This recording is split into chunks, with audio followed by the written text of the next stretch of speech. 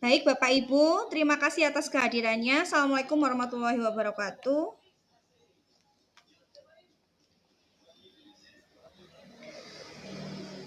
Selamat siang menjelang sore. Nggih, alhamdulillah, terima kasih Bapak Ibu sudah menyempatkan hadir dalam kegiatan berbagi praktik baik budaya positif di sekolah, nggih, Bapak Ibu. Eh, Perkenalkan, saya Yanti Karunia Lestari, CGP Angkatan 9, berasal dari SMP Negeri 6 Malang. Izinkan saya untuk berbagi praktik baik pada sore hari yang cerah ini. Saya akan share screen. Ini kita diskusi bersama ya Bapak Ibu, tidak bermaksud untuk menggurui, tapi saya sedikit berbagi praktik baik yang sudah saya lakukan.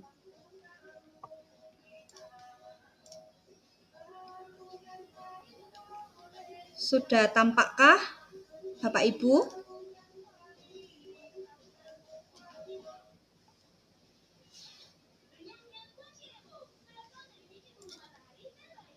Sudah tampakkah?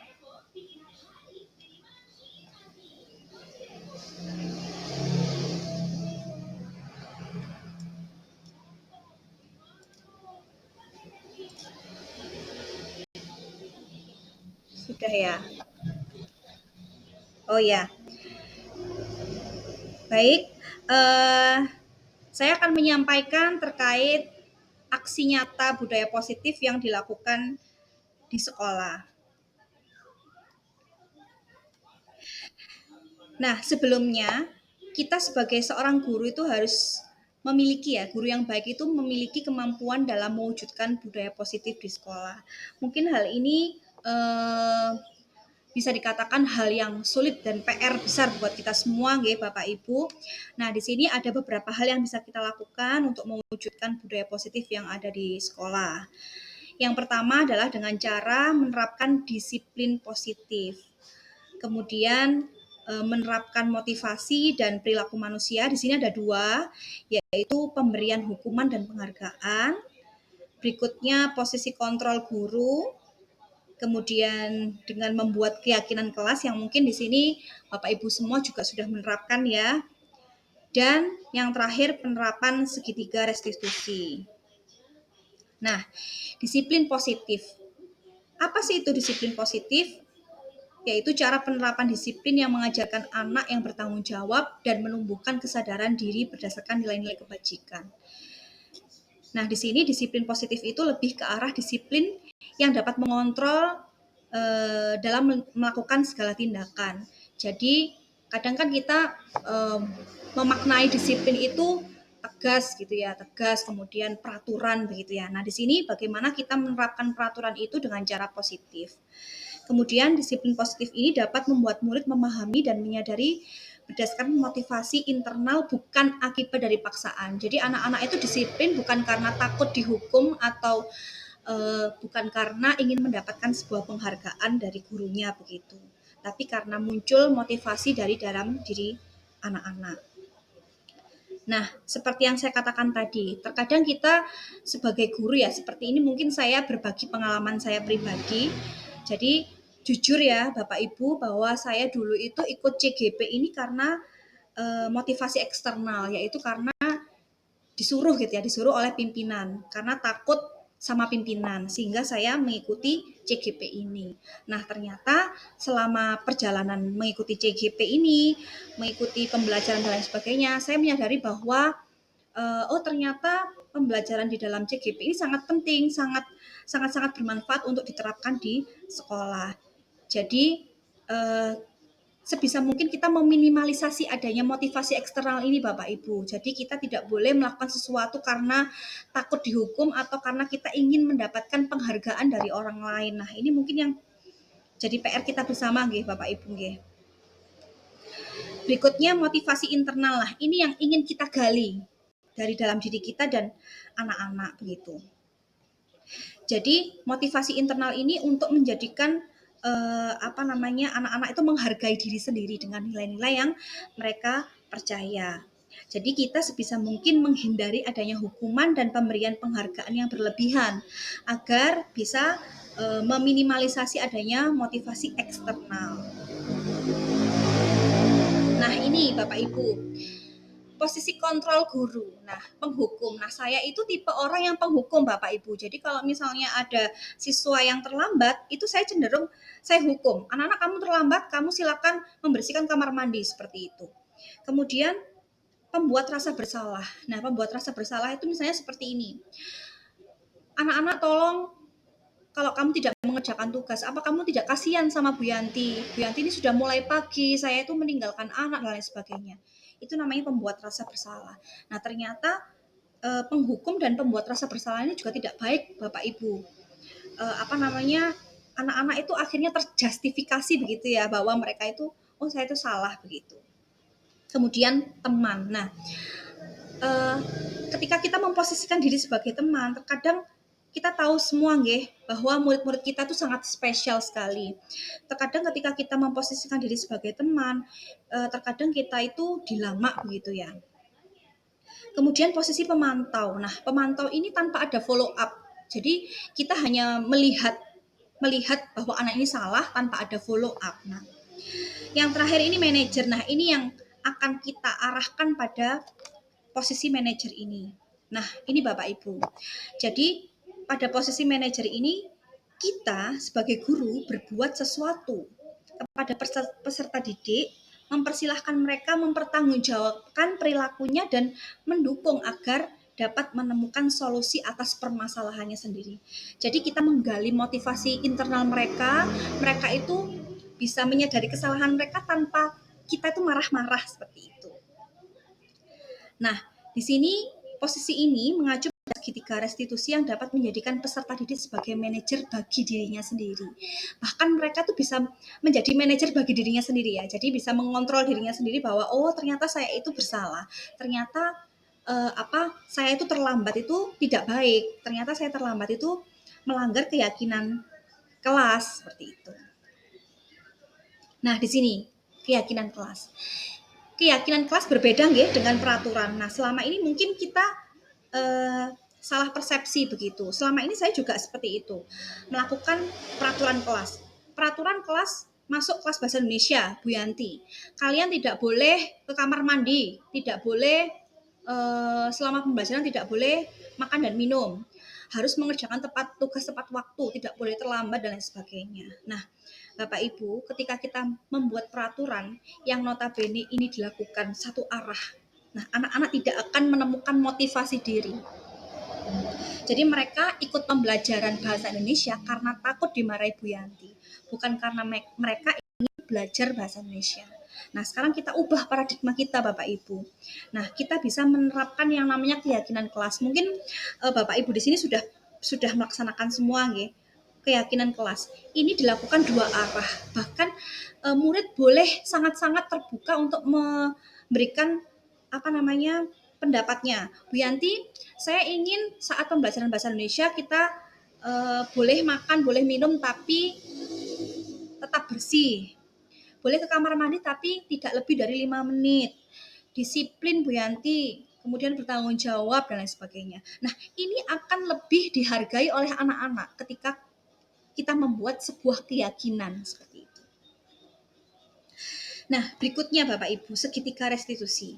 Nah, apa sih segitiga restitusi itu adalah bagaimana kita sebagai manajer itu menyelesaikan masalah yang timbul di dalam diri peserta didik.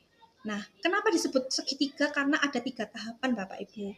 Yang pertama di sini menstabilkan identitas. Yang kedua, validasi tindakan yang salah dan menanyakan keyakinan. Jadi misalnya seperti ini. Saya punya sebuah kasus. Kemarin sempat saya praktekkan. Jadi saya punya dua murid ya. Yang pertama, murid saya ini terlambat masuk kelas. Nah, saya mencoba menanyakan pada dia, kenapa kamu saya panggil? Tahu nggak? Tahu Bu, saya terlambat. Terlambat itu salah nggak? Salah Bu. Baik, kamu tidak usah berkecil hati.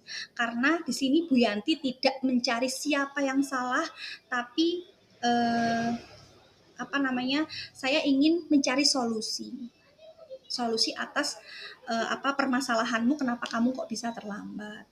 Coba sekarang ceritakan kenapa kamu kok terlambat. Ternyata murid saya itu terlambat karena dia bermain game online sampai pagi, sampai jam 3 Bapak Ibu, sampai jam 3 pagi sehingga dia bangun kesiangan. Nah, saya tanyakan, itu baik enggak bangun kesiangan? Enggak baik. Kita masuknya jam berapa? Jam 6:30. Berarti kamu harus sekolah sampai jam berapa? Jam 6. Nah, tahu enggak keyakinan kelas yang kamu langgar apa? Tahu Bu, apa itu? Disiplin. Saya tidak disiplin. Berarti kedepannya bagaimana? Kedepannya saya ingin lebih disiplin, lebih menghargai waktu.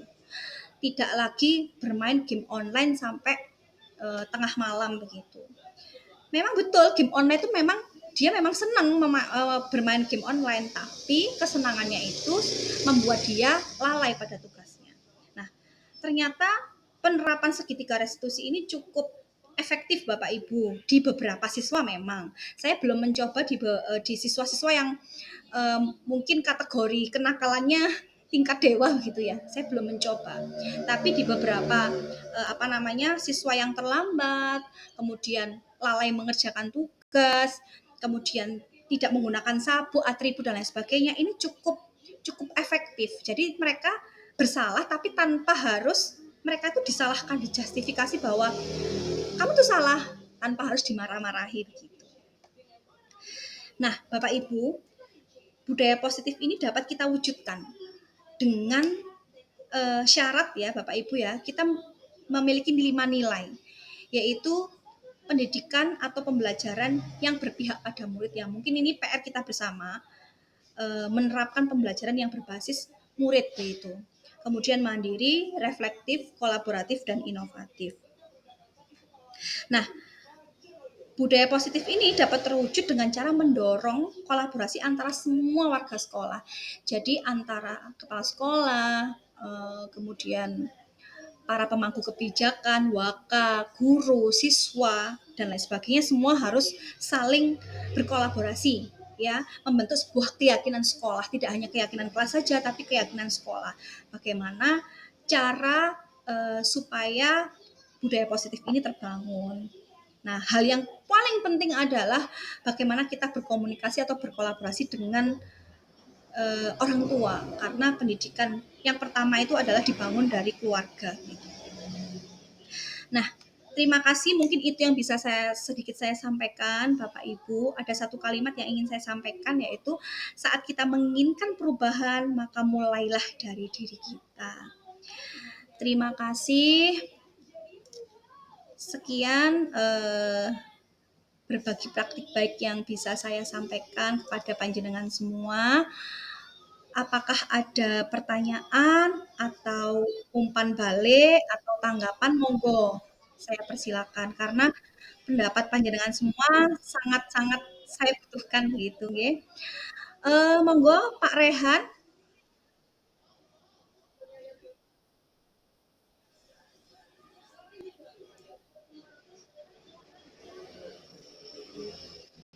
Pak Rehan, mohon maaf suaranya kurang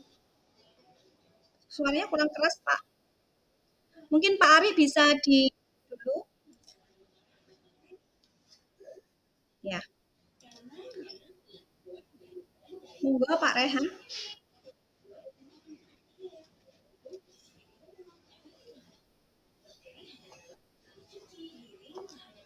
Oke, monggo Pak.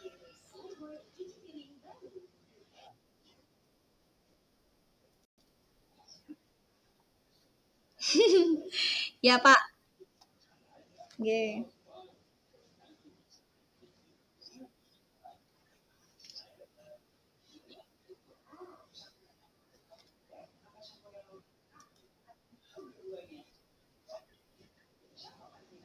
Iya,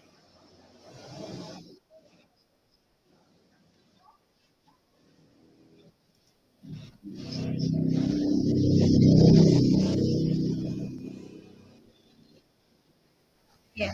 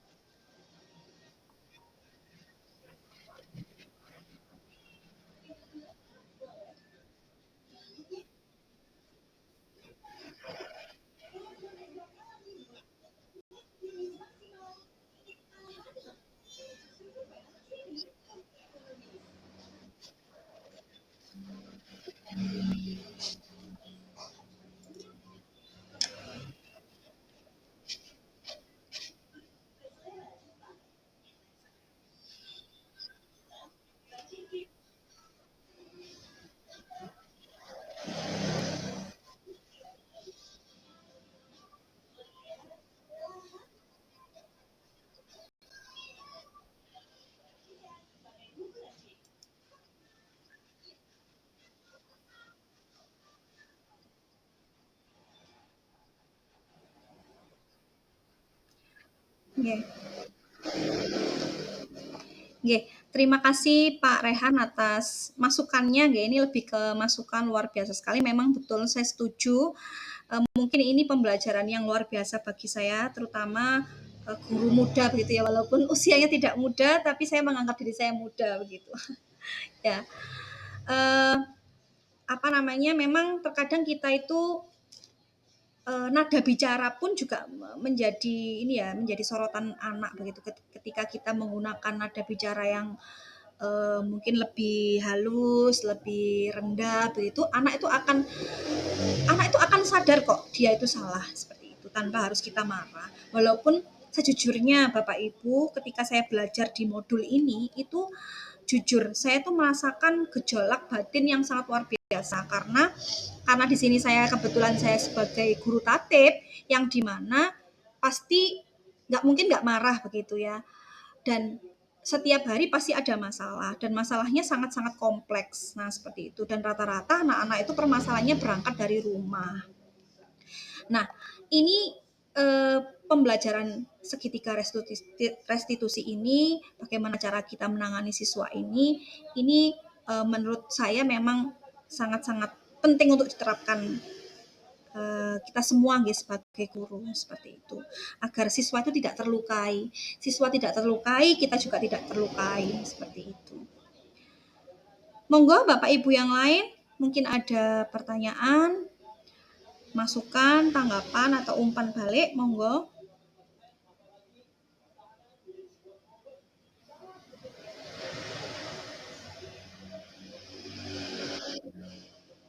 Pak, gimana Pak Rehan? Oh Pak Imron angkat tangan. Nggih, monggo Pak Imron yang mungkin jadi CGP juga ya. Oh iya. Oh iya, waalaikumsalam. Terima kasih atas apresiasinya Pak Imron karena memang apa namanya Pak Imron ini juga salah satu CGP juga ya angkatan 9. Semangat terus Pak. Monggo Bapak Ibu yang lain. Ya Pak Rehan mungkin ada masukan lagi?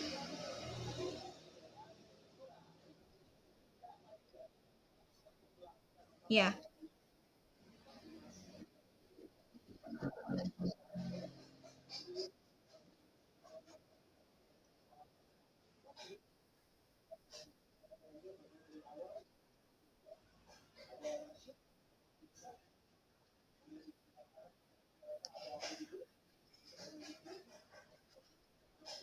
ya,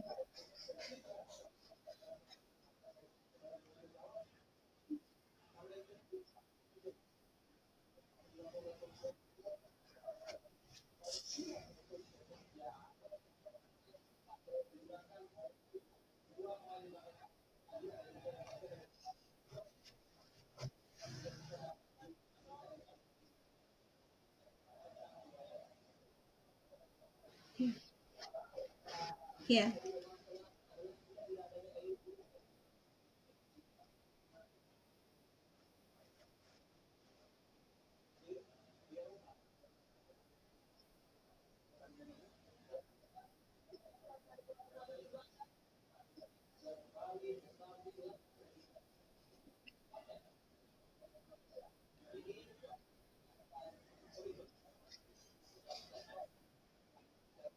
ya, ya,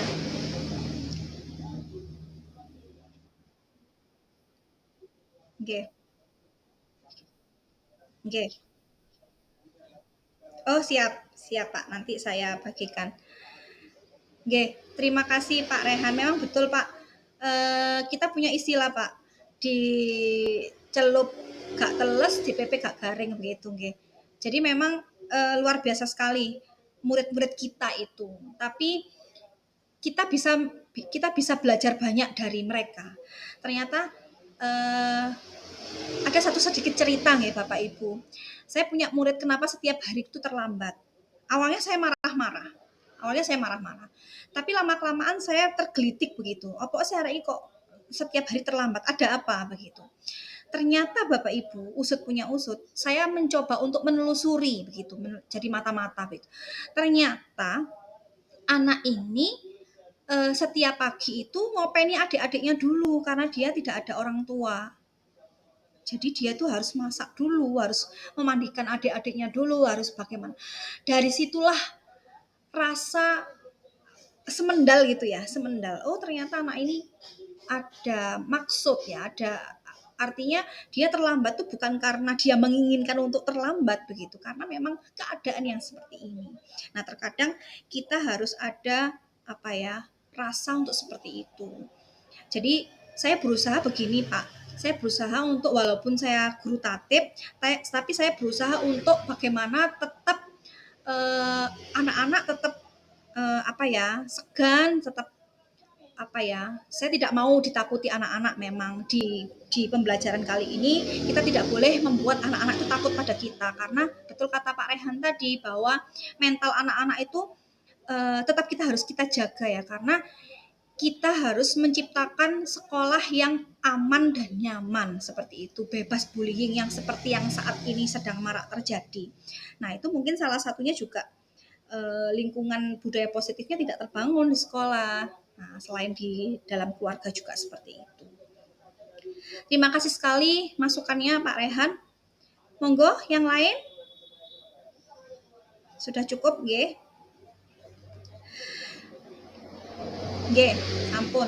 Terima kasih banyak Bapak Ibu atas waktu di sore hari ini.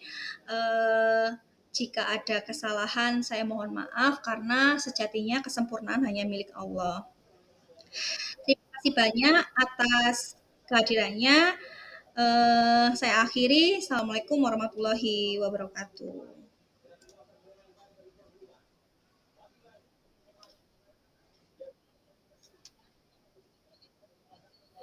Terima kasih semuanya. Terima kasih.